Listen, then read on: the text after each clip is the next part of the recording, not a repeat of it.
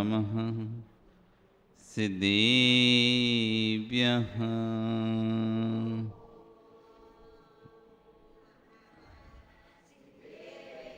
ॐ नमः सिद्धेभ्यः।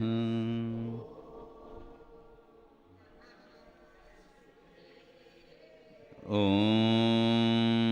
नमः सिद्धेभ्यः।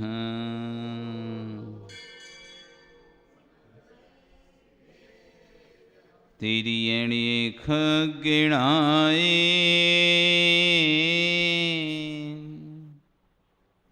रुतारी मोय सैर सिरणिव्यो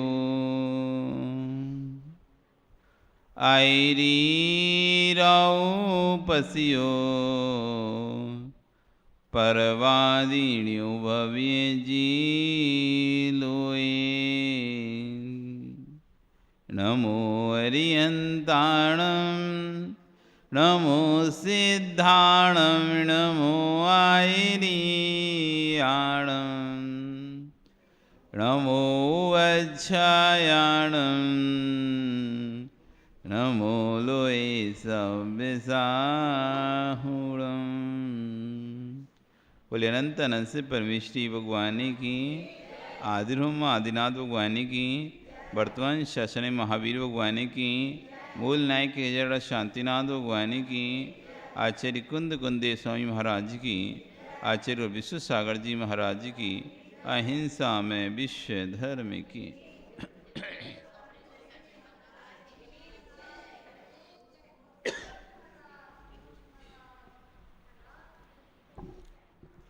बंधु, वर्तमान शासन न्यायिक वर्धमान स्वामी के शासन में शांतिनाथ प्रभु की चरण निश्रा में बैठकर हम सभी जिन देशना का श्रवण कर रहे हैं। कल कहा था दुख किस लिए हुआ? वस्तु थी नहीं, वस्तु है नहीं। हमने उदाहरण देखा था, एक व्यक्ति के पास ना तो घड़ी थी ना अब घड़ी है। जिसके पास थी उसको दुख हो तो समझ में आता है, जिस पास ना तो थी ना अब आगे है उसके पास, तभी वो दुखी हो रहा था। क्यों? राग, ममत्व। इसलिए जब कोई वस्तु आपको मिले उसी समय उसका भाव देख लेना चाहिए। सद्भाव में जिसने अभाव देख लिया वो कभी दुखी नहीं होता। जब संयोग होता है उसी समय वियोग देखना चाहिए। पुत्र का संयोग हुआ, उसी समय से वियोग देख लो उसके अंदर। बड़ा होगा, शादी होगी, ये चला जाएगा। बड़ा होगा, शादी होगी, चला जाएगा। तो जब वो कहेगा हमें न्यारा कर दो, अलग कर दो, तो दुख नहीं होगा। और तुम ये सोचकर उसको बड़ा किए, ये मेरे बुढ़ापे का सहारा बनेगा और मुझे छोड़कर कभी नहीं जाएगा, और वो कह रहा है नहीं हमें अलग होना है, हमें अलग होना है, हमें अलग रहना है। अब आप दुखी हो रहे कि हमने इतनी तेरे लिए इतना सब कुछ किया, इतना सब कुछ किया, और तू उसका ये सिला दे रहा है। क्यों? क्योंकि हमने सद्भाव में अभाव नहीं देख पाया था। कोई आपको मिला है तो जाएगा, और मिलते समय यदि आपने अभाव देख लिया तो जाते समय आपको दुख नहीं होगा। आप जब चला गया ना, उस समय आप यही देखो, जब नहीं था तब भी तो मैं ऐसा ही था। चला गया, हम रोते हैं, बिलखते हैं, दुखी होते हैं, पर ये उस समय विचार नहीं करते आज हम अकेले हैं। तो जब नहीं था तब भी हम अकेले थे, बीच में कोई हो गया, दो हो गए, फिर हमें ऐसा लगा कि हम दो ही रहेंगे, फिर अकेले हो गए तो दुखी हो रहे, अरे हम अकेले हो गए। मैं पहले जैसा था वैसा ही आज हूं। धन संपत्ति नहीं थी, उस समय आप जैसे थे, धन संपत्ति चली गई, आप वैसे ही वापस हो गए।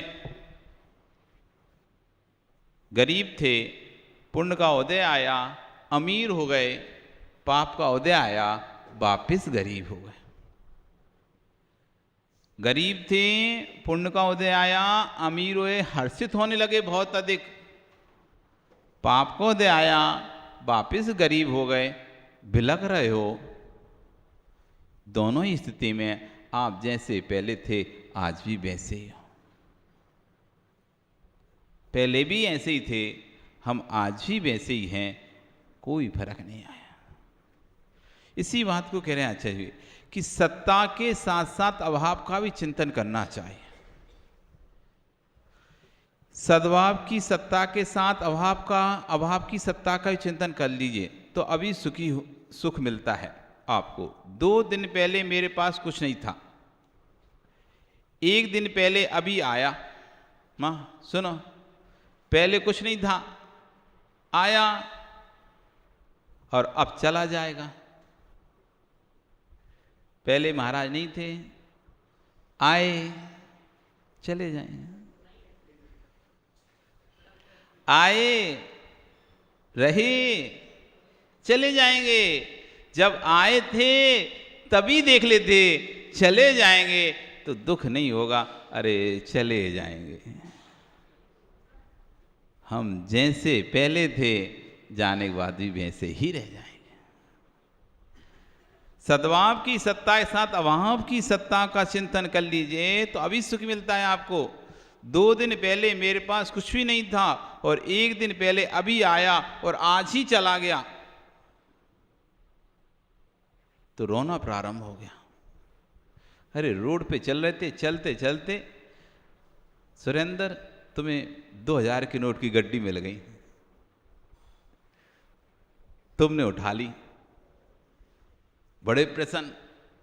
तुम्हारी तो नहीं थी ना, तुम तो ऐसे मस्त जा रहे थे, मिल गई रास्ते में गड्डी, मिल गई, तुमने उठा ली और जैसी तुमने जेब में रखी, थोड़े दूर चले, एक चोर ने आपकी जेब काट ली, वो 2000 की गड्डी ले गया। अब बताओ तुम्हें दुख हो रहा कि नहीं हो रहा?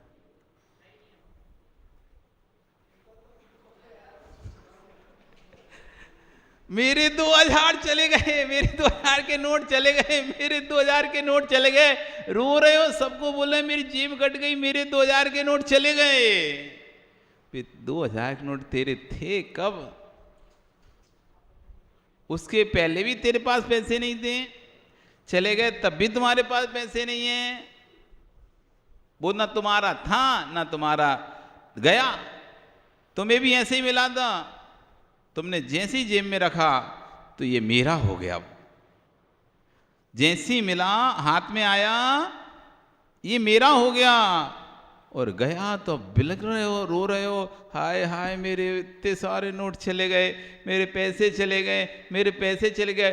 कोई पूछ ले भैया कहां से आए थे पैसे तुम्हारे पास इतने? ये मत पूछो कहां से आए थे, पर मेरे पैसे थे। चंद क्षण पहले मिला था और अगले क्षण एक बार एक सेठ जी की दुकान में आग लग गई। एक सेठ जी की दुकान में लग गई आग, तो सेठ जी अपने खबर मिली आग लगी दुकान में, तो बेटे को उठाते हैं, बेटा बेटा जल्दी उठ जल्दी उठ। क्या पिताजी सोने भी नहीं देते, क्या हुआ? दुकान में आग लग गई। लग जान दो, लग गई तो अपन को क्या करना है? अरे बेटा अपनी दुकान है। अरे पिताजी सोने तो दो, कल ही तो सौदा कर दिया उसका, कल ही तो दुकान का सौदा कर दिया, अब शांति से सोने दो। अपनी कौन सी दुकान है, लगने दो जिसकी लगनी थी, अपन तो बेच चुके, इसलिए जाओ मुझे सोने दो। पिता कहते हैं उठ बेटा उठ, दुकान में आग लगी है। बेटा नहीं उठ रहा है। अरे अब अपनी दुकान नहीं है। पिता कहता है बेटा शाम को सौदा कैंसिल कर गया था, सुबह तुमने जो सौदा किया था वो व्यक्ति शाम को आकर सौदा कैंसिल कर गया था, और जैसी बेटे ने सुना शाम को सौदा कैंसिल, वो तो ऐसे उठा, पिताजी दुकान में आग लग गई। एक क्षण पहले वही दुकान पर दिख रही थी, अगले क्षण वही अपनी देखने लगी। राजेश, चद्दर बेच दी तुमने, ट्रक बेच दिया, और अब उसका कुछ एक्सीडेंट हो जाएगा, तुम्हें कितना दुख होगा। तुम्हारे हाथ से माल लिया था किसी ने और तुमने माल भेज दिया गाड़ी में, और गाड़ी कोई लेके चोरी करके ले गया वो गाड़ी, तो तुम्हें दुख नहीं हो रहा? क्यों? अपन तो बेच चुके। इतने में आके अरविंद कह दे, अरे वो कैंसिल कर दिया तो उसने सौदा। अब बताओ तुम्हें दुख होगा क्या? एक समय पहले तुम्हारी गाड़ी में सामान जा रहा था, तुमने कहा पैसा तो मिल चुका है, वो गाड़ी रास्ते में चली गायब हो गई, कोई और ले गया, उसे चोरी हो गया, तो तुम्हें दुखी नहीं रहा? क्यों? अपने तो बात पैसा आ गया, अपन तो हो गया काम। और इतने में फोन पर पता चला थोड़ी देर बाद कि वो तो कैंसिल हो गया था सौदा। अब बताओ, पहले भी वस्तु वही थी, अभी भी वस्तु वही है। एक क्षण पहले दुख नहीं था, दूसरे क्षण में दुख चालू हो गया। जहां जहां हमने पर को अपना माना, थोड़ा सा भी, किंचित भी, बस वहीं दुख, और जहां छोड़ा वहीं सुख। तो जब आया था आज चला गया, रोना प्रारंभ। ज्ञानी उस दिन को निहारो जब कुछ भी नहीं था। हे ज्ञानी, दुख कहां? दुख था कहां? दुख था कहां पे? जब नहीं था तब दुख था, जब आके चला गया तब दुख है। दोनों स्थिति में तुम तो सुरेंद्र वैसे के वैसे हो। पैसे नहीं थे तब भी वही दुख, वही वैसे थे तुम। पैसा आया और आके चला गया तब भी वैसे ही हो तुम। तो दुख कहां पर आया इसी बीच में? वो राग जब मिला था उस समय ये सोच नहीं पाए थे ये जाएगा। सोच लेते ना, जैसे किसी के पैसे रखते हो राजेश, लाखों करोड़ रुपए आते हैं, आते हैं जाते हैं, आते हैं जाते हैं, ठीक है ना। तुम्हें पता है कि कोई व्यक्ति तुमको लाखों रुपए रख के गया है, करोड़ों रुपए रख के गया, बाद में 2 दिन बाद उठा लेगा अपना। तो 2 दिन बाद जब वो लेने आएगा तुम रोगे क्या? क्यों? तुम्हें पता है आया है, इसको देना है, अपन को वापस जाना है, इसको देना है। तो करोड़ रुपए भी रखे हैं तुम्हारे पास और वो लेने भी आ रहा है, तो तुम्हें किंचित मात्र भी, इतना सा भी विकल्प नहीं हो रहा। क्योंकि तुमने जिस दिन मिला था उस दिन तुमने सोच के रखा था ये अपना नहीं है, ये आया है, किसी ने रखा है, दिया है। जितने दिन जब उसको लेना होगा बोल के गया, जब जरूरत होगी तब ले जाऊंगा, जब जरूरत होगी तब ले लूंगा। तो तुम उपयोग भी कर रहे हो उसका, पैसे का यूज भी कर रहे हो उस पैसे को, उसकी संरक्षण भी कर रहे हो, उसका देखरेख भी कर रहे हो, तब भी किंचित भी ममत्व तो नहीं आ रहा उस पर। किंचित भी ऐसा नहीं लगा कि मेरा पैसा है। हर बार उपयोग करते समय हमेशा यही ध्यान रहता है ये अपना पैसा नहीं है भैया, कभी भी देना पड़ सकता है। ये अपना नहीं है पैसा, कभी भी निर्मल देना पड़ सकता है। इसलिए तुम हर समय उपयोग करते समय यही ध्यान रखते हो मेरा नहीं है, जब तक नहीं मांग रहा तब तक उपयोग कर लो, जिस दिन मांगेगा उस दिन देना पड़ेगा। तो जिस दिन वो मांगता है उस दिन बिल्कुल भी क्षण भर के लिए भी आपको नहीं लगता ठीक है भैया वो तो अपन सोच के ही बैठे थे, आज नहीं तो कल तो देना ही है। लो, ईमानदार व्यक्ति होगा तो लो, जैसे ही मांगेगा तुरंत दे देगा।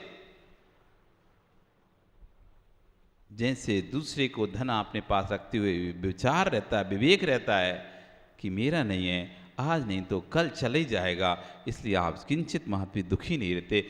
वैसे ही स्वयं के धन के प्रति दृष्टि रखो। जैसे पर के धन के प्रति दृष्टि रखिए, अपनी पर के पैसे के प्रति दृष्टि रखिए राजू, कि कभी भी आएगा देना पड़ेगा और हम दे देंगे, घर का कोई भी सदस्य भी आपको कुछ नहीं पूछना पड़ता, नहीं ठीक है जान दो, वो तो धाई उसी का था। कोई कहे अरे यार पैसा चला गया, अच्छा, तो आपको नहीं नहीं भी उसी का था, चला गया। ऐसी जैसे ही हमको धन मिलता है हम सोचते हैं ये मेरा है, मेरा है। उस समय सोच लेना चाहिए भैया ये आया है, किसी की घर से आया है, किसी की जेब से आया है, किसी की तिजोरी से आया है, किसी ना किसी के पास से तो आया है ना। आप पास जो पैसा आया है मनीष, किसी ना किसी के पास से तो आया है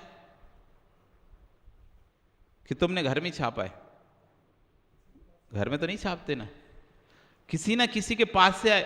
किसी का गया सो तुम्हें मिला, किसी का गया तुम्हें मिला, तुम्हारा जाएगा किसी और को मिलेगा। जब दूसरे का गया तुमको मिला है, जब वो दूसरे का नहीं हुआ तो तुम्हारा क्या होगा? जो व्यक्ति दूसरे का नहीं हुआ वो तुम्हारा क्या होगा? जो धन दूसरे का नहीं हुआ वो तुम्हारा क्या होगा? इसलिए कभी भी धन को ऐसे मत बांध के रखो कि रहेगा, जाने दो, आ रहा है जाने दो। संचय मत करो अधिक, सामान्य संचय करो, सामान्य संचय करो, अधिक संचय नहीं करो। नहीं तो अधिक संचय करने वालों की स्थिति तुम देखते हो, जब छापा पड़ता है तो नोट के नोट निकलते हैं। स्वयं भी नहीं भोग पाए, दूसरों को भी नहीं दिया, आखिरी में पकड़े गए तो क्या हुआ? जेल की हवा भी खाना पड़ा। तो किसकी गत हुई है? अधिक संचय करने वाले की। इसलिए जैसा पैसा आता जाए, जितनी मात्रा में पैसा बढ़ता जाए उतनी मात्रा में भी पैसे का निकालता भी जाना चाहिए। और तुमने यदि ऐसा नहीं किया तो वैसे ही हो जाएगा जैसे राजू, तुमने मोटर तो लगा ली हॉर्स पावर की बड़ी, तो पानी तो स्पीड से आ रहा है और लेकिन निकलने की छोटी सी पतली वाली वो रख ली तुमने नली।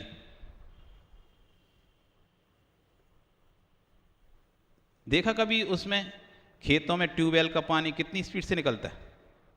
ऐसी मोटी मोटी धारा निकलती है ना। तो तुमने लगा तो ली मोटी वाली मशीन जिसमें से ऐसी मोटी धारा निकले, लेकिन भार पाइप लगा लिए पतला सा, वो नल में लगाते ना वो वाला, तो क्या होगा? क्या होगा?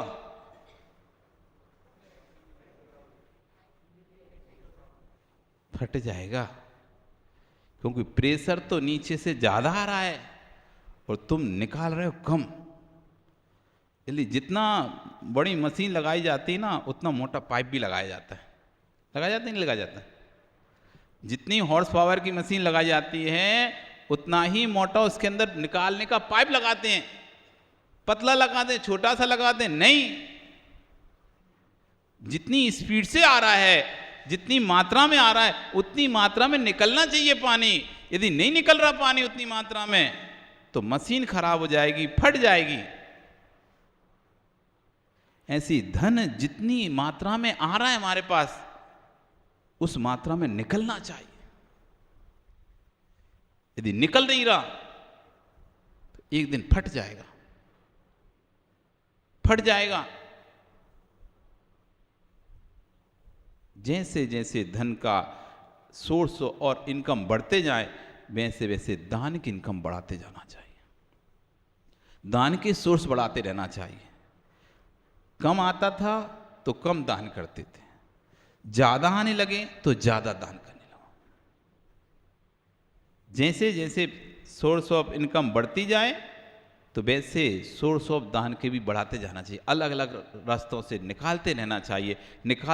निकालते रहोगे तो लोड नहीं पड़ेगा, और लोड नहीं पड़ेगा तो चीज खराब नहीं होगी, चीज खराब नहीं होगी। जो वस्तु साथ थी नहीं, जो वस्तु साथ रहेगी नहीं, उसका तू कर्ता भोक्ता बना हुआ था। जो वस्तु हमारे पास थी नहीं, जो रहेगी नहीं, उसके हम कर्ता भोक्ता बने हुए हैं। इसी वेदना से व्यथित हो रहा है। जितने तेरे साथ रहते थे वे तेरे साथ जाने वाले हैं क्या? एक प्रश्न किया आचार्यगण ने। जो तुम्हारे साथ रह रहे हैं घर में, जितने तुम्हारे साथ रह रहे हैं घर में, क्या वो तुम्हारे साथ जाएंगे क्या? ओ राज, कहाँ देख रहे, क्या सोच रहे? कौन जाएगा साथ तुम्हारे? कोई नहीं जाएगा। सही में कोई तो चला जाएगा थोड़ी दूर तक तो। फिर क्या सोचा तुमने? क्या सोच रहे फिर तुम? फिर किसके लिए रुके तुम घर पे? घर में किसके लिए रुके तुम? किसके लिए रुके? अकेले आए थे, अकेले जाना, रुके किसके लिए हो फिर तुम? अब फंस गए बेचारा, अब क्या बोले? फिर किसके लिए रुके? इतना जो तुम कमा रहे हो, इतना जो झूठ, चोरी, छल, कपट, मायाचारी आदि करके जो धन संपत्ति को अर्जन कर रहे हो, उससे जो पाप का अर्जन हो रहा है, उसको कौन कौन भोगेगा तुम्हारे घर में? क्यों मानता हूं? इतना जो कमा रहे हैं तुम्हारे बेटे के पिता, उससे जो उस पाप का संचय हो रहा है, उस पाप के संचय से उनकी दुर्गति जो होगी, नरक आदि गतियों में जाएंगे, तिरंच आदि गतियों में जाएंगे, तो तुम जाओगे साथ में? बोलो निर्मल, सुन लो, मूड ला दिया, वही जाएगा, अपन नहीं जाने वाले, अपन तो बस मजे करें।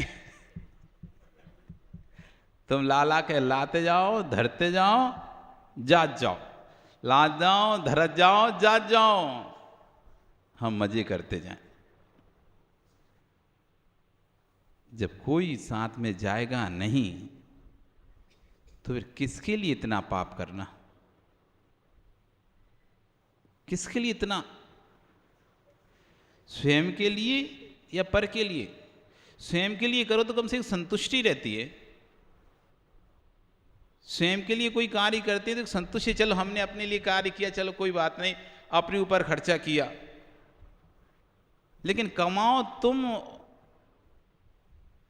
और व्यर्थ का इतना कमाओ, इतना कमाओ कि जिसकी कोई सीमा भी नहीं है, और स्वयं के ऊपर 1% भी खर्चा नहीं कर पाओ। मानता हूं दान देने में तुम्हारे हाथ कभी नहीं खुलते, बस यही बैठे रहते हो, सोचते रहते हो, वो बोलेंगे बोलेंगे बोलेंगे। क्यों बोलेंगे? तुम भी तो पाप में साथ दे रहे हो कि नहीं दे रहे हो उनका? जब पाप में साथ देते हो तो पुण्य के कार्यों में पीछे क्यों हो जाते हो? जब भी कोई दान की बात आती है तो तुम अपना हाथ खींच लेते हो, अरे वो कैसे करेंगे, कैसे होगा, हम बोल देंगे घर में, क्या हमको बोलेंगे, तुम बोल देती हो। अरे जब पाप कार्य में हमेशा साथ में रखते हैं तुमको, तो पुण्य कार्य में तुम क्यों पीछे रहते हो? पुण्य कार्य में भी आगे रहो। जब आपको तो पता है ना घर में व्यवस्था है कि नहीं है, दे सकते हैं कि नहीं दे सकते, सामने वाला नहीं बोल रहा है पर तुम्हें पता है कि अपने घर में इतना है, आराम से बोल सकते हैं और दे भी सकते हैं, और अगर वो सामने वाला कुछ नहीं बोल रहा तो तुम आगे आओ। नहीं बोला तो हम बोलते हैं, या तो तुम बोलो नहीं तो हम बोलते हैं। जब सामर्थ्य है, वो दे सकते हैं, तो पीछे नहीं हटना चाहिए। नहीं सामर्थ्य हो, नहीं दे सकते हो, तो आगे नहीं बढ़ना चाहिए। और सामर्थ्य है लेकिन सामने वाला संकोच के कारण, किसी और भाव के कारण नहीं बढ़ रहा है, तो तुम आगे बढ़ो। क्योंकि जब हम तुम्हारे पाप कार्य में आगे रहते हैं, तुम जब बोलते हो तब हम पाप कार्य में लिप्त हो जाते हैं, तो अब पुण्य कार्य में भी आगे रहेंगे। पाप के लिए हमको आगे कर देते हैं और पुण्य के लिए पीछे कर देते हो। जब पाप कार्य के लिए आगे हैं तो पुण्य कार्य के लिए भी आगे रहो। नहीं बोले मनीष तो मत बोलने दो, मनीष को तुम बोल दो, पता है देना तो पड़ेगा, दे देगा। खुद बोलता तब भी दे देता, हम बोलेंगे तब भी वही देगा। कम से कम हम तो आगे रहेंगे। तो कम से कम वो रहेगा भैया अपन बोल दो, नहीं तो परमेश्वरी पीछे से बोल देगी और ज़्यादा ही लग जाए। अपन बोलेंगे तो कम में काम निपटा लेंगे, आपने नहीं बोला तो एक दो बार तुमने मान लो बोल दिया तो बाद में कहे अरे यार तुमने क्यों बोल दिया, हम कम में काम निपटा लेते, तो भैया अगली बार से तुम बोल देना। तो जहाँ तुमने बोलना शुरू किया तो सामने वाला फिर बेल ही बोल देगा, अपन बोल दो, नहीं तो पीछे बैठी है देवी वो देख रही है, वो बोल देगी नहीं। पुण्य कार्य में आगे रहो। जितने तेरे साथ रहते हैं वे तेरे साथ जाने वाले हैं क्या, पर जितनों के साथ किया है उन्होंने तेरे समय का ही नाश किया है। जितने के साथ हम रह रहे हैं उनके साथ हम अपना समय तो बर्बाद कर रहे हैं। क्या भविष्य में धोखा देंगे? मैं नहीं जानता कि वो भविष्य में धोखा देंगे नहीं देंगे, परंतु इतना बस जानता हूँ कि आप किसी से मिले, दो बातें की थी, वो जो समय था आपके आयु कर्म के निषेध थे उसको तूने दिए कि नहीं दिए। आप किसी से भी बैठ के बात कर रहे तो जितना समय आप उससे बात किए तो आपके आयु कर्म नष्ट हो रहा कि नहीं हो उस समय, कुछ और नहीं जा रहा हो नहीं जा रहा, लेकिन आयु कर्म तो आपका व्यय हो रहा है ना। और उसी बीच में तुम जब किसी से बात कर रहे थे तो कसाय की बात आ गई बीच में, तो तुम किसी तीसरे की बुराई कर रहे थे बैठकर उस समय, और उसी समय आयु बंध का आप कर से काल आ गया। तीसरे की बुराई बैठकर कर रहे थे, वो अमुक व्यक्ति ऐसा है, अमुक व्यक्ति ऐसा है, अमुक व्यक्ति ऐसा है, ऐसा करके हम दो लोग आपस में बात कर रहे थे। 10 मिनट बात किए, उस 10 मिनट का समय था, उस समय आयु बंध का अपकर्ष काल आया, उस समय तुम्हारे परिणाम बात करते समय संक्लेशित हो रहे थे, तो वे परिणाम तुमको नरक तेरज गति में ले जाएंगे। अब तुम करते रहो पूजा पूरे दिन भर, अब पूरी जिंदगी भी पूजा करते रहोगे ना, अब तुम तिरंच गति से वापस मनुष्य गति प्राप्त नहीं कर पाओगे, उस भव में तो नहीं कर पाओगे, उस भव में तो नहीं कर पाओगे। उस भव में तो जो आयु बंध गई सो बंध गई। अब तो अगला ही भव, अब तिरंच गति का भव बंध गया। अब तिरंच गति में अब कहाँ अच्छे परिणाम होते हैं? जब तुम मनुष्य होकर परिणाम अच्छे नहीं कर पाते, वे तिरंचों को तो और ही निमित्त नहीं है अच्छे परिणाम करने के। आपके पास तो कितने निमित्त हैं परिणामों को संभालने के। संगी पंचेंद्रिय हो, बोल सकते हो, अपनी व्यथा कह सकते हो, अपनी दुख का उपाय पूछ सकते हो साधु के पास जाके, उनकी भाषा समझ सकते हो। लेकिन तिरंचों की ना तो तिरंच अपनी भाषा तुम्हें समझा सकते हैं, ना तुम उनकी भाषा समझ सकते हो, ना वो तुम्हारी भाषा समझ पा रहे हैं, ना तुम उनकी भाषा समझ पा रहे हो। तो अब तो कल्याण का तो साधन और ही खत्म हो गया। अब फिर मनुष्य का तो कोई पता ही नहीं है कब मिलेगा नहीं मिलेगा। इसलिए जब हम पर से बातें कर रहे थे याद रखते रहें, पहले फोन अच्छे थे, पहले दिलीप फोन अच्छे थे, कहीं भी बात करते थे ना मीटर देखते रहते थे, जैसे 2 मिनट 59 सेकंड हुए कट कर देते। वही बात रखें, बात करते करते क्या बोलते थे, रखें, अब रखें, क्यों? बिल बढ़ता था। वो कभी एसटीडी बात कर रहे हो और आईएसडी कॉल लगा दिया हो कहीं पे, तो एक एक समय बात करते करते अपने 3 मिनट के अंदर अंदर बात करनी है, तो 3 मिनट में ही तो 100 रुपये लग जाने हैं। देखते रहते थे। अभी कर लो बात, जैसी 2 मिनट 59 सेकंड खट से काटा, क्योंकि जैसे ही 3 हुए अगला फिर 3 मिनट का पैसा लग गया। तो कभी कभी काटते काटते लग जाता था पैसा। तो जैसे हर समय बात को करते करते पूरे समय याद रहता था भैया बिल बढ़ रहा है, तो उतनी बात करते थे। 10 मिनट 5 मिनट काम की बात कही, हाँ हेलो हाँ ऐसा करना, ठीक है ओके, रख दिया। क्यों? बिल बढ़ता था। 1 रुपये कॉल लगता था, 1.5 रुपये कॉल लगता था, 2 रुपये कॉल लगता था।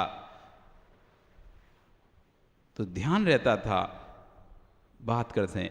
ऐसे यदि ध्यान रहे तुम्हें कि मेरे आयु के निषेध जा रहे हैं बातों करने में, मेरे आयु के निषेध, सुनो राजू, आयु के निषेध व्यय हो रहे हैं बातें करने में। तुम्हें लग रहा है कि मस्त कहानी चल रही है, मस्त कहानी सुनो, खूब बोलो, खूब बोलते रहो, बुलवाते रहो, तुम्हारे आयु के निषेध क्षीण हो रहे हैं। ज्ञानावरणी कर्म नष्ट हो रहा है तुम्हारा, ज्ञानावरणी कर्म का क्षोभसम नष्ट हो रहा है तुम्हारा। जितना ज्यादा बात करेंगे, जितना ज्यादा बोलेंगे, उतना ज्यादा ज्ञानावरणी कर्म नष्ट होगा, ज्ञानावरणी कर्म का क्षोभसम नष्ट होगा, ज्ञानावरणी कर्म बंधेगा। इसलिए जितना अधिक हो मौन रहना चाहिए, कम बोलना चाहिए, या हित मित प्रिय जितना बोलने लायक हो उतना बोलो। बोलो तो धर्म का उपदेश दो। व्यर्थ का अनल कर बात करोगे, हंसी मजाक करोगे, तो उससे क्या होगा? ज्ञानावरणी कर्म ही बंधेगा, कर्म ही बंधेगा। उससे ज्ञान का भी क्षय होगा, वीरांतराय कर्म का भी क्षय होगा, चंद इंद्रिय वीरांतराय का भी उदय आएगा, और कर्म का भी, ज्ञानावरणी कर्म का भी उदय बंद होगा, वीरांतराय कर्म का भी बंद होगा, और इंद्रिय वर्ण कर्म का भी बंद होगा। जितना समय तुम दूसरों को दे रहे हो, इतना अवश्य ध्यान रखना कि आपके आयु के निषेक नष्ट हो रहे हैं। दो बातें की थी, जो समय था आपके कर्मों के निषेक थे, उसको तूने दिया कि नहीं दिया? ज्ञानावरणी कर्म का क्षोभसम गया कि नहीं गया? वीरांतरा कर्म का क्षोभसम गया कि नहीं गया? और प्रत्येक इंद्रिय वर्ण कर्म का क्षोभसम उस समय नष्ट हुआ कि नहीं हुआ? काश ऐसे अमूल द्रव को तो तीर्थंकर के पाद में दे देता तो तेरी आत्मा का कल्याण हो जाता। जितना समय हम पर की बातों में नष्ट कर रहे हैं, उतनी देर यदि बीतरागी कथा कर लेते, भगवान की चर्चा कर लेते, मुनियों के गुणों का स्मरण कर लेते बैठकर, तो नियम से कल्याण हो जाता है। मोह की राख की परिणति देखो, अशुद्ध स्थान पर कितनी देर बैठे हो, दर्पण के सामने कितनी देर बैठे हो। जिन जगन स्थानों को तूने जिन जगन स्थानों में तुमने जीवन नष्ट किया है, उन जगन स्थानों की स्मृति भी आ गई तो आगम कहता है दुर्गति का पात्र हो जाएगा। मोह की विडंबना से जब तक विडंबित होते रहोगे, तब तक मोक्ष मार्ग बहुत दूर है। जीवन जीना है या जीवन चलाना है? क्या करना है? जीवन जीना है कि जीवन चलाना है? क्या करना है प्रमोद? कि चला रहे हो? जीवन जीना है तो जीवन के सिद्धांत तैयार करो। जीवन जीना है तो जीवन के सिद्धांत तैयार करो। हमारे आचार्यों ने तो सिद्धांत किया है तैयार। आप अपने जीवन को 4 भागों में बांटते हो: बचपन, युवा, प्रौढ़ और वृद्ध। बचपन 15 साल तक, 12 साल तक बच्चा बचपन की अवस्था में रहता है। 15 साल के बाद युवा अवस्था को प्राप्त करता है। 30 साल तक युवा रहता है, 35 साल तक युवा रहता है, फिर उसके बाद प्रौढ़ अवस्था को प्राप्त हो जाता है, और 50 साल तक प्रौढ़ अवस्था में रहता है। उसके बाद उसकी वृद्ध अवस्था प्रारंभ हो जाती है। फिर उसकी कौन सी अवस्था जाती है? वृद्ध अवस्था। इसलिए 4 प्रकार की व्यवस्था की गई।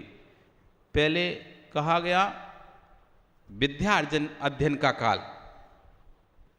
पहला काल तो बचपन का काल, खेल कूद का काल। दूसरा काल आता है विद्या अध्ययन का काल।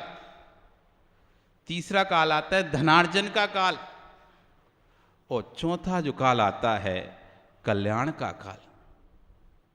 पहले में आपने बचपन खेल कूद में निकाल दिया, फिर दूसरा समय आपने पढ़ाई में निकाल लिया, फिर तीसरा समय आपका निकल गया किसमें? धनार्जन में अब चौथे काल में आप प्रविष्ट हो चुके हो। फिर वो चौथे पायदान पर प्रविष्ट हो चुके हो। अब आप 50 से ऊपर जा चुके हो। अब आपका चौथा कार्य लग चुका है। अब आपका कल्याण का काल लग चुका है। तुमने बचपन भी अच्छे से जिया, विद्या धन भी, युवावस्था भी अच्छे से जी, अपनी प्रौढ़ अवस्था में भरपूर धन कमाया। जितना कमा सकते तो उसने तुमने पूरी मेहनत से धन कमाया। कमाया कि नहीं कमाया? अब तुम्हारा चौथा काल लग चुका है। अब भरपूर धन कमाओ, धर्म कमाओ। पूर्व धन तो हो गया ना पर्याप्त। अब जितनी मेहनत से, जितनी श्रद्धा के साथ तुमने तीनों जगह अपना समय दिया था, उतनी श्रद्धा ईमानदारी से चौथे काल में अपना समय दो। अभी रोहित का काल तो नोटों का चल रहा है, तो रोहित तो नोटों में लगा है। कमा लो भैया रोहित। राजेश कितने दिन और कमाना है? कितना और है अभी कमाना बाकी हैं? अभी चौथे काल में प्रवेश हो रहा कि नहीं हो रहा तुम्हारा? अभी तीसरा काल निकला कि नहीं लगा? कमाने वाला काल अभी खत्म हुआ कि नहीं हुआ? कब तक कमाओगे? कोई एज लिमिट करिए। सरकार तो कम से कम एज लिमिट कर देती, 60 साल बाद रिटायरमेंट दे देती। चलिए 60 साल अब तुम अपना धर्म ध्यान करो। तो राजेश तुमने अपना कोई एज लिमिट रखी है? इतने वर्ष तक कमाओगे। कितने वर्ष तक कमाओगे? जब तक हाथ पैर चलेंगे महाराज तब तक कमाएंगे। एक एज लिमिट रखो, मैं इतने वर्ष तक कराऊंगा, इसके बाद मेरा संन्यास काल।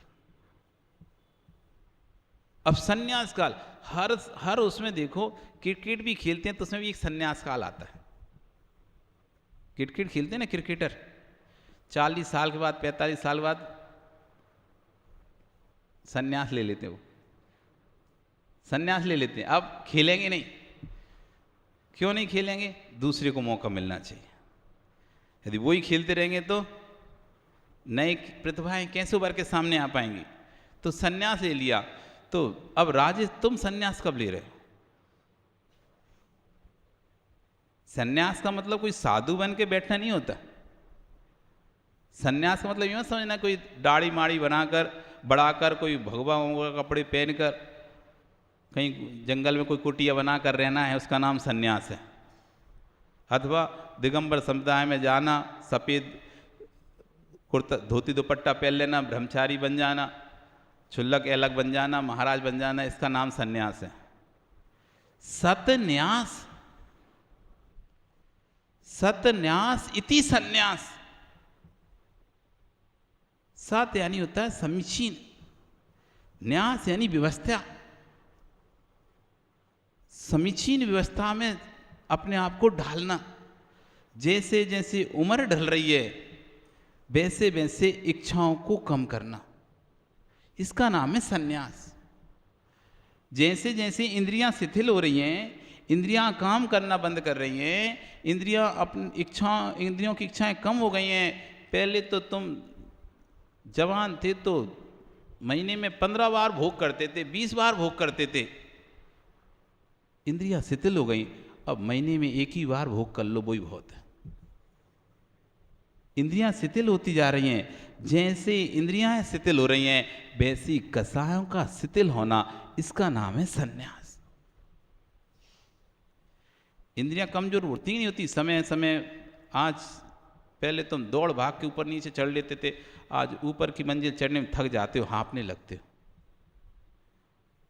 पहले हम दौड़ भाग के इधर उधर ऊपर नीचे हो लेते थे, लेकिन आज 2 मंजिल चढ़ते, 3 मंजिल चढ़ते तो गर्मी लगने लगती है, अंदर से हाँफने लगते हैं। क्यों? अब शरीर जैसे जैसे आयु बढ़ रही है, शरीर अपना काम शिथिलता को प्राप्त हो रहा है, घट रहा है। तो जैसे जैसे आयु बढ़ने पर शरीर अपना काम करना कम कर रहा है, वैसे कसाएं काम करना कम कर दें, इसका नाम है संन्यास। कोई भेष बनाकर बैठ जाने का नाम संन्यास नहीं है। लोगों ने जगत में गलत अर्थ निकाल लिया संन्यास का। भेष बनाकर बैठ जाओ, कोई भेष बनाकर बैठ गया, इसका नाम सन्यास नहीं था। शरीर कमजोर हो गया, इंद्रियां कमजोर हो गईं, अब कसायों को कमजोर करना, इसका नाम है सन्यास। कब तक हम अपनी कसायों को जवान रखेंगे? शरीर को तो जवान नहीं रख पाए। शरीर तो आपका समय पाकर परिणत कर रहा है, बाल भी सफेद हो गए, चेहरे पर भी झुर्रियां आ गई। क्या ये झुर्रियां पहले थीं? लेकिन समय बढ़ता गया, उम्र बढ़ती गई, वही चेहरा जो चमकता था वही चेहरा मुरझाने लगा, वही चेहरे पर झुर्रियां आने लगीं, वही बाल जो काले थे वही सफ़ेद होने लगे। समय पाकर जब पूरा शरीर परिवर्तित हो रहा है, शरीर वृद्ध हो रहा है, तो आपकी कसाएं वृद्ध क्यों नहीं हो रही? पहले तो मान लिया तुमको ज्ञान नहीं था इसलिए कसाएं करते थे। ज्ञान नहीं था हमको, महाराज ऐसी कसाएं नहीं करना चाहिए, इससे दुर्गति होती है, इससे अपना भव बिगड़ता है, इसलिए हमको पता नहीं था, इसलिए कसाएं करते रहते थे। अब तो मालूम भी हो गया है, तब भी ज्ञान होने के बाद भी अब भी कसाएं जवान हैं, कसाएं वृद्ध नहीं हो रही हैं। अब प्रमोद काल आ गया है कसायों को वृद्ध करने का। दिलीप, सन्यास काल चल रहा है तुम्हारा, सन्यास का काल। व्यापार भी धीरे धीरे कम करना शुरू कर दो और कसाएं भी धीरे धीरे कम करना शुरू कर दो। शरीर धीरे धीरे काम करना बंद कर दिया, चश्मा लग गया, ये पैदा जन्म से ही लगाए? चश्मा जन्म से ही लगा तुमको? नहीं ना, पहले आंखें अच्छी थी ना, अच्छे से दिखता था, सब कुछ दिखता था, तो धीरे धीरे आंखों ने काम करना बंद कर दिया है, शरीर ने काम करना, अब इतनी भागदौड़ नहीं कर पाते जो तुम 20 साल पहले कर लेते थे। 20 साल पहले जब महाराज आए थे तो तुमने कितनी भागदौड़ की थी ना? क्या वैसी भागदौड़ अब कर सकते हो? अब शरीर शिथिल हो चुका है, अब ना तो वैसी शक्ति बची, ना वैसे भाव बचे हैं। तो जैसे जैसे शरीर शिथिल हो रहा है वैसे वैसे अपनी कसायों को शिथिल करते जाओ। ये हमारा सन्यास काल है,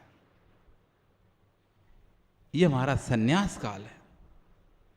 अब सन्यास काल में प्रविष्ट कर चुके हो तुम। जो भी 50 साल से ऊपर के हो गए, अब उनका सन्यास काल प्रारंभ हो गया। हो गए राजू? तुम नहीं हुए ना?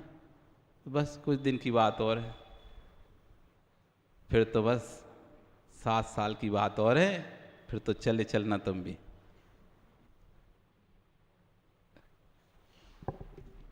आगम कहता है कि दर्पण देखने में जितनी अशुद्ध स्थानों पर कितनी देर बैठे हो, दर्पण देखने में कितना समय लगाए हो। आप विचार करो, हम घंटों घंटों वॉशरूम में रहते हैं, घंटों घंटों बाथरूम में रहते हैं, घंटों घंटों दर्पण के सामने सजते रहते हैं। इतना समय यदि भगवान को दिया होता तो नियम से कल्याण होता। जिन जगन स्थानों में तूने जीवन नष्ट किया, उन जगन स्थानों की स्मृति भी आ गई तो आगम कहता है दुर्गति का पात्र होगा। मोह की विडंबना से जब तक विडंबित रहोगे तब तक मोक्ष मार्ग बहुत दूर है। जीवन जीना है, जीवन चलाना है तो सबके साथ रहो, कोई बात नहीं, लेकिन सबको अपना मानकर चलना ये सबसे बड़ी अज्ञानता है। सबके साथ रहो, मना नहीं कर रहे, लेकिन किसी को अपना मानो मत, बस अपना। जितने समय का तेरा संयोग है सब तुम्हारे साथ है। जो तुम्हारा नाम भी कोई ले रहा है ना, ये भी तुम्हारा पुण्य है। नाम भी तुम्हारा ले रहे हैं, चाहे समाज में नाम चल रहा हो, चाहे गुरुओं के बीच में नाम चल रहा हो, चाहे परिवार में नाम चल रहा हो, ये सब तुम्हारा पुण्य है। कोई किसी का नाम नहीं लेता। तुम्हारा पुण्य है तो दूसरा तुम्हारा नाम लेगा, तुम्हारा ही पुण्य नहीं है तो कोई तुम्हारा नाम नहीं लेगा। हरे वृक्ष पर तोता बैठा, करता मौज है भारी। सूखा वृक्ष उड़ गया तोता, क्षण में है प्रीति बिसारी। राजेश, धोखे में मत रहना कभी भी कि लोग तुमको पूछते हैं, लोग तुमको पूछते हैं, बुलाते हैं, सम्मान देते हैं। कभी धोखे मत रहना इस बात में। कोई तुम्हारी चापलूसी कर रहा हो ना, आगे पीछे घूम रहा हो, ये धोखे मत रहना ये मेरा कितनी बहुत हितैषी है। ये सब पुण्य के चेले हैं। जब तक उनको तुमसे कुछ मिल रहा है तब तक तुम्हारे आगे पीछे घूम रहे हैं। जब तक उनको तुमसे कुछ मिल रहा है तब तक तुम्हारे आगे पीछे मंडरा रहे हैं। जिस दिन मिलना बंद हो जाएगा वही लोग आंखें फेर लेंगे। बिल्कुल विश्वास रखना, जब तक तुम्हारा पुण्य है तो सब तुमको अपना बोलेंगे। जिस दिन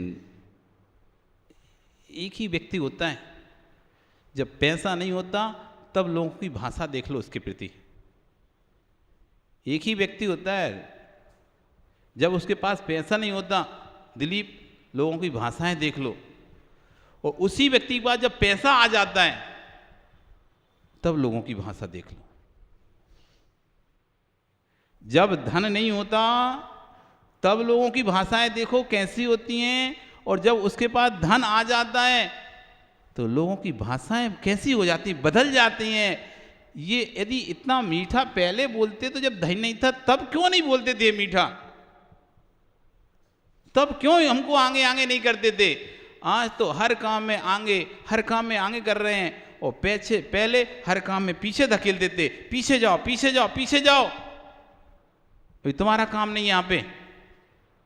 और अब हर काम में पीछे भी खड़े हैं तो बुला बुला के जबरदस्ती आगे कर रहे हैं, नहीं भी चाहते तब भी आगे कर रहे हैं। इसका मतलब क्या है समझना चाहिए। ये मुझको आगे नहीं कर रहे। यदि मुझको आगे किया होता तो जब पैसा नहीं था तब आगे करते, तब तो मानता कि इनको मुझसे प्यार है। अब धन आ गया, संपत्ति आ गई तो दिख रहा है भैया इसको आगे करो ये दान देगा, इसको आगे करो, इसको पूछो ये दान देगा, कुछ तो बोल ही देगा, कुछ तो दे ही देगा। इसलिए जबरदस्ती उसे ला ला के माला पहना रहे हैं, मुकुट लगा रहे हैं, जी जी हजूरी कर रहे हैं। वो तुम्हारी जी हजूरी नहीं कर रहे, वो तुमसे कुछ निकलवाना चाहते हैं, इसलिए तुम्हारी जी हजूरी कर रहे हैं। वो तुमसे कुछ चाह रहे हैं, इसलिए तुम्हारी जी हजूरी कर रहे हैं। इसलिए कभी जब कोई ज़्यादा चापलूसी करे ना तो ऐसे ही समझ ला जैसे कि वो बकरा देखा ना, हलाल करते हैं, मारते ना ईद का बकरा, बढ़िया सजाते उसे सजाते हैं। जब उस बकरे की बलि होनी होती है ना तो रोहित उसे क्या करते हैं, क्या करते हैं? कभी देखा नहीं कि तुमने ले जाते हो इनको, ले जाते नहीं देखा कि उनको कैसे बढ़िया माला माला पहना देते हैं, 2-4 माला पहना दिए और टीका मीका रंग मंग लगा देते हैं, पूरा गुलाल बुलाल। भाई इतना सजा क्यों रहे इसको? प्रमोद, बस कोई तुम्हें ज्यादा सजाए ना तो समझ लेना हलाल होने के दिन आ गए तुम्हारे। बेटा अब निपटने वाले तो 2, 5, 10, 50 करोड़ से लाख से। क्योंकि कोई किम सेवते निपति, राजा की सेवा कौन करेगा? आचार्य भगवान कह रहे हैं किम सेवते निपति, राजा की सेवा कौन करता है? जिसे राजा से कुछ चाहिए होता है, और जिसे राजा से कुछ चाहिए नहीं तो राजा की सेवा क्यों करेगा? कोई यदि आपकी अधिक समझ में तो आता है ना, अपन को नहीं आता क्या? क्यों नरेंद्र, समझ में आता ही नहीं आता? कोई यदि अधिक जी हजूरी करे समझ में आने लगता है। इतना काहे कर रहा है ये, इतना क्यों कर रहा है ये? इतना नहीं करना चाहिए इसको, फिर भी इतना क्यों कर रहा है? तो समझ लो अब बेटा तुम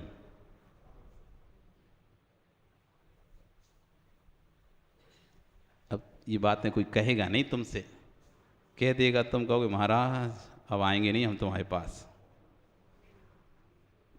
पर ऐसा है, बुरी तो नहीं लगती तुम लोगों को? लग भी जाए तो हमारा क्या ले जाओ, लग जाए सो लग जाए, हमें कौन सा तुम्हारे बंगाई गांव मठ बना के रहना है। जिसे रहना हो उसको चिंता हो कि राजू को बुरी ना लगे, राजू को बुरी ना लगे तो भैया राजू राजू राजू करके नहीं पुचकारते रहे, लग जाए तो लग जाए, आज यहाँ कल वहाँ। बुरी तो नहीं लग रही? कैसे हो तुम यार, बुरी भी नहीं लगती तुम। अरे कम से कम एक बार बुरी लग जाए। उन्हें लग गई नेमिनाथ भगवान को बुरी, नेमिनाथ भगवान को बुरी लग गई। किसकी बुरी लग गई? रुक्मणी की। उससे कपड़े धोने का बोला तो उसके मैं नारायण की पत्नी, मैं तुम्हारे कपड़े, उन्हें ऐसी बुरी लगी। ठीक है अब छोड़ो सब। तुम्हें बुरी नहीं लगती क्या? हम इतना बोलते हैं तुम्हें बुरा नहीं लगता? कब लगेगा तुम्हें बुरा? एक बार बुरा लग जाए बस तुम्हें। महाराज ऐसा कह रहे हैं, गृहस्थी में रहोगे तो दुर्गति में जाओगे, गृहस्थी में रहोगे नारकी बनोगे, कीड़े बनोगे, नाली के कीड़े बन जाओगे, सुअर बन जाओगे, गधा बन जाओगे। ऐसे गृहस्थी में पाप करते रहे तो बुरी नहीं लगती रोहित? क्यों राजेश, कितना तो बोलती हम तुमको, तब भी तुम्हें बुरी नहीं लगती और तुम हंसते रहते हो। बुरी लग जाए एक दिन तो तुम छोड़ छाड़ के सब यहां आ जाओ। लो महाराज बताओ क्या करना है।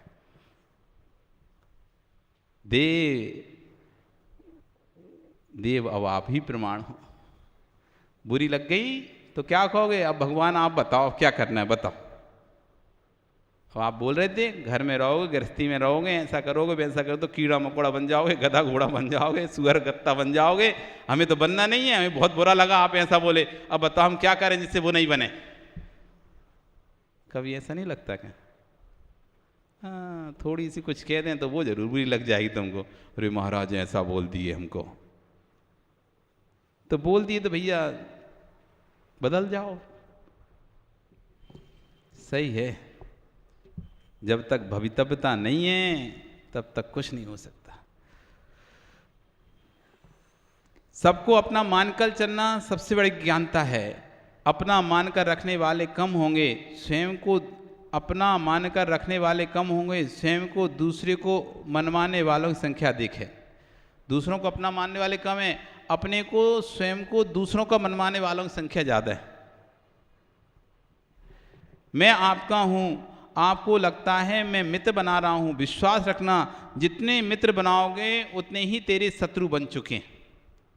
जितने जितने मित्र बढ़ रहे हैं उतने उतने शत्रु बढ़ रहे हैं आपके।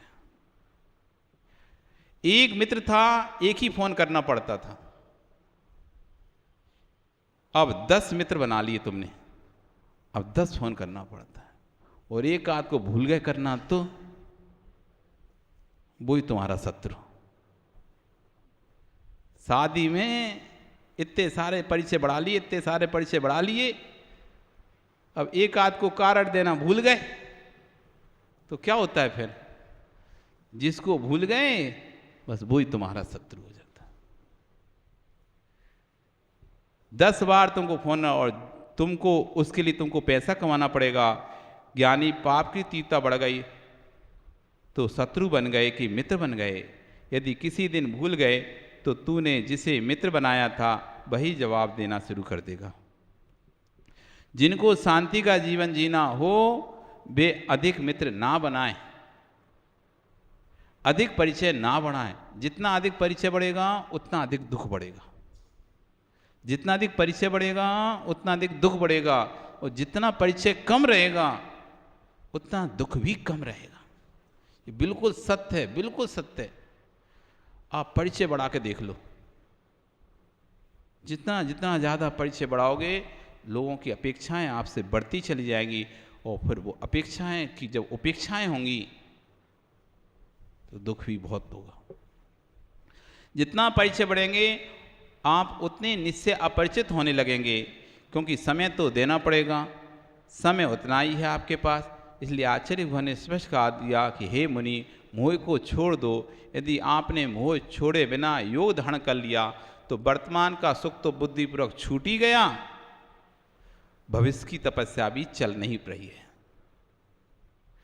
तो भविष्य का सुख भी नहीं मिलेगा।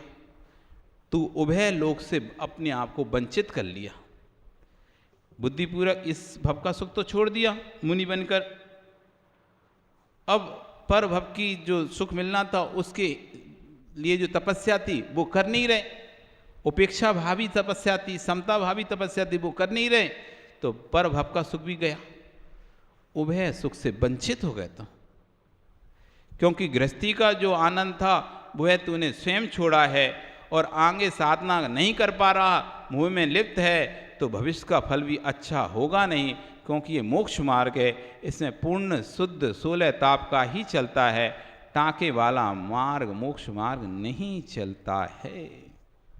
आपका समय हो, कल फिर आओगे, पर्याय रही तो आचार्य श्री आगे कुंद कुंद स्वामी ने निज ध्येय पर जरा सी भी दृष्टि चली जाएगी तो तुम्हारा क्या होगा, इस पर चर्चा करेंगे। बोली भगवान महावीर स्वामी की।